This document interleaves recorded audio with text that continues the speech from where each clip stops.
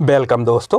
यदि आप गांव में छोटा मोटा क्लिनिक चलाते हैं और आप वहां पे प्रैक्टिस भी साथ साथ करते हैं तो कुछ कॉमन बातों को आप ज़रूर ध्यान रखें, जिससे जो गलतियां होनी हो वो गलतियां ना हो सकें, वरना इससे आपको कई सारे जो है वो नुकसान हो सकते हैं।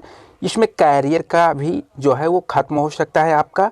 आप प्रैक्टिस सुचारू रूप से कर रहे हैं लेकिन उन बातों का ध्यान नहीं रख रहे हैं, उनकी जानकारी कौन कौन सी बातें जो आपके लिए ख़ास होने वाली हैं इस वीडियो में मिलने वाली है। तो यहाँ पे अगर हम सबसे पहले बात करें तो अगर आप कोई इंजेक्शन पेशेंट को दे रहे हैं तो उस समय सबसे पहले उस इंजेक्शन का आप AST टेस्ट कर लें, जिसको बोला जाता है स्किन सेंसिटिविटी टेस्ट। इस टेस्ट को आप सबसे पहले सबक्यूटेनियस रीजन पे करना होता है। यहाँ पे जब आप करेंगे तो आपको ये लगभग 4 से 5 मिनट के अंदर ही आपको उस टेस्ट का रिजल्ट मिल जाएगा और आपको ये पता हो जाएगा कि उस ड्रग से जो पेशेंट है उसको एलर्जी तो नहीं है। तो ये जांच सबसे पहले आप कर ले, उसके बाद ही इंजेक्शन को देना चाहिए। दूसरे अगर यहाँ पे बात करें तो जैसे कि अगर आप किसी को इंजेक्शन दे रहे हैं तो आप सबसे पहले उससे ये पूछ लें कि वो भोजन करके आया है या नहीं करके आया है, यानी कह सकते हैं कि वो खाली पेट है या खाना खा के आया है। अगर वो खाली पेट है तो उस समय उसको कोई भी एंटीबायोटिक इंजेक्शन नहीं देनी चाहिए। अगर आप उसको एंटीबायोटिक इंजेक्शन दे देंगे तो हो सकता है वो बंदा उसकी वजह से बेहोश हो जाए या उसकी बॉडी में एलर्जी प्रोड्यूस हो जाए। तो खासकर पहले पॉइंट पर जो है वो आप विशेष ध्यान देना। अगर हम दूसरे पॉइंट की बात करें तो कभी भी आप किसी भी बंदे को सेडेटिव मेडिसिन ना दे।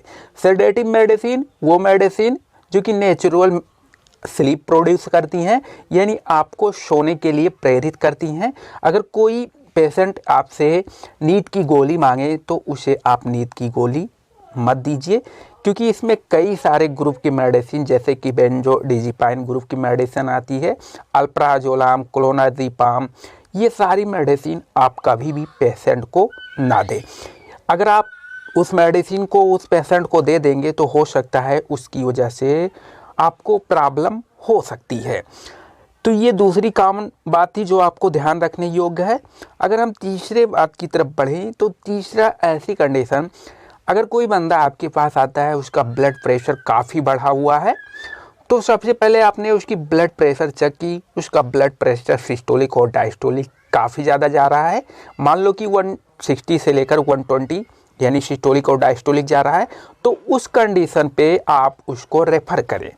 आपके लिए यही सेफ होगा कि आप उसको तत्काल रेफ़र कर दें, यानी जो नज़दीकी अस्पताल हो उसमें रेफ़र कर दें, वरना इसकी वजह से भी आपको कई सारी प्रॉब्लम हो सकती है।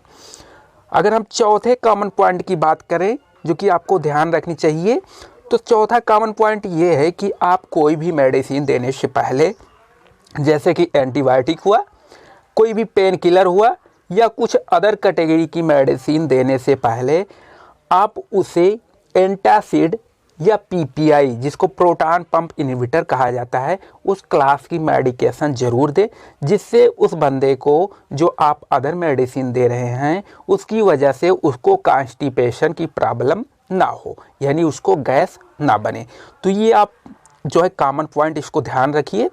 अगर हम नेक्स्ट पॉइंट की बात करें तो वो है do not use mostly generic medicine. आप क्या करते हैं, जब गांव में लोग प्रैक्टिस करते हैं तो वहाँ पे ज़्यादा से ज़्यादा जेनरिक मेडिसिन जो है वो उपयोग करते हैं।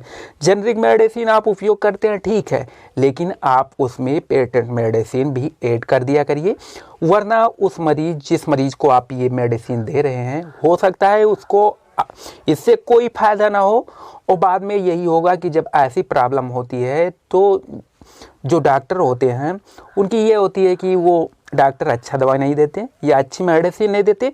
तो इन बातों को आप ज़रूर ध्यान रखिए। अगर जेनरिक मेडिसिन आप दे रहे हैं तो साथ साथ पेटेंट भी दे दीजिए। क्या होता है कि जब पेटेंट और जेनरिक दोनों रहता है तो वो अच्छा वर्क करता है, और ये ध्यान ज़रूर रखना चाहिए कि आप ज़्यादा से ज़्यादा जेनरिक मेडिसिन का उपयोग ना करें। तो ये कुछ कॉमन पॉइंट थी। अगर आप गाँव में क्लिनिक खोल रखे हैं तो ये कॉमन पॉइंट आप ज़रूर ध्यान रखें। कभी भी ऐसी कंडीशन आए या मतलब इस तरह की कंडीशन आए तो आप कुछ इन सारे कॉमन कंडीशन को ध्यान में रख के ही करिए। आई होप दोस्तों ये जानकारी आप लोगों को बेहद पसंद आई हो। अगर ये जानकारी आप लोगों को पसंद आई हो तो आप हमारे चैनल को सब्सक्राइब ज़रूर कर लीजिए। अगर ऐसे वीडियो और चाहिए तो हमें कमेंट करके ज़रूर बताएं। थैंक यू दोस्तों।